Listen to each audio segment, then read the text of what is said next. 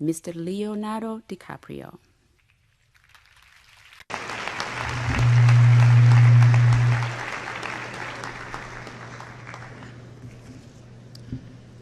Thank you, Mr. Secretary General, Your Excellencies, ladies and gentlemen, and distinguished guests.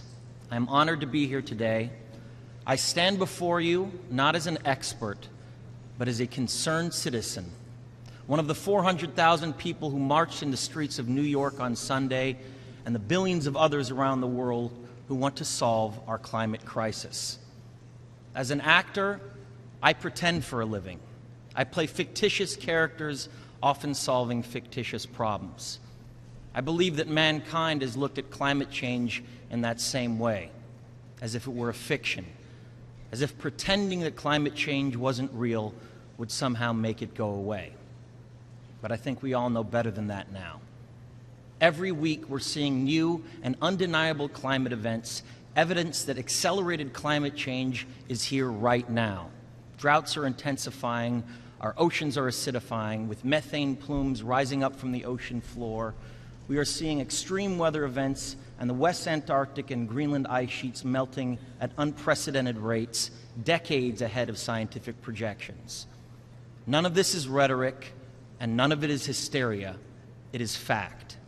The scientific community knows it, industry knows it, governments know it, even the United States military knows it.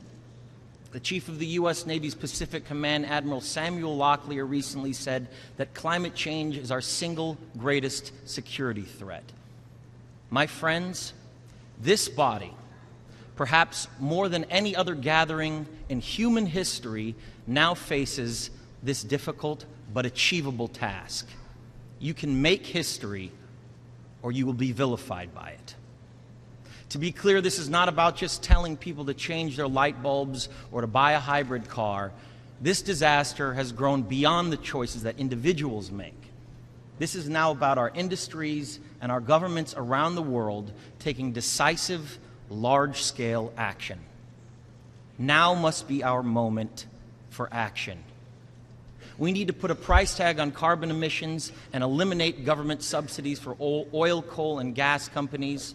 We need to end the free ride that industrial polluters have been given in the name of a free market economy. They do not deserve our tax dollars. They deserve our scrutiny, for the economy itself will die if our ecosystems collapse. The good news is that renewable energy is not only achievable, but good economic policy.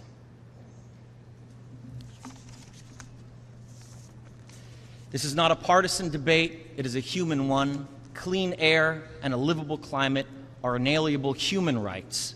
And solving this crisis is not a question of politics, it is a question of our own survival.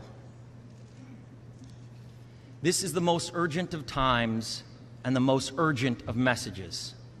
Honored delegates, leaders of the world, I pretend for a living, but you do not. The people made their voices heard on Sunday around the world, and the momentum will not stop. But now it is your turn.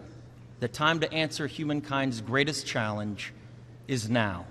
We beg of you to face it with courage and honesty. Thank you.